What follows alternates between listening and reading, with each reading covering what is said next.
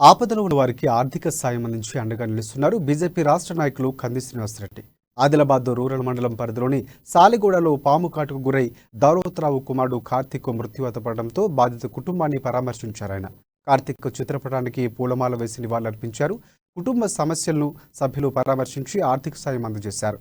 లింగగూడలో పర్యటించి అనారోగ్యంతో బాధపడుతున్న మెస్రం శేషుకు పరామర్శించి ఆర్థిక సాయం చేసి ఉదారతను చాటుకున్నారు కంది శ్రీనివాసరెడ్డి. పిప్పలధరి గ్రామాన్ని సందర్శించి ద్విచక్ర వాహనంపై నుండి కింద పడి గాయాల పాలైన ముక్కెర అరుణ్ను పరామర్శించారు.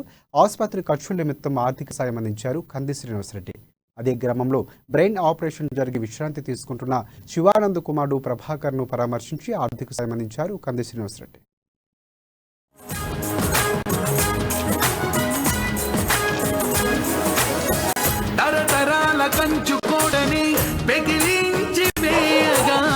కదం తొక్కగా ప్రజలు మీకు తోడుగా ఎదురు దెబ్బలిన్ని తగిలినా బెదిరిపోడురా అన్న పులి బిడ్డరా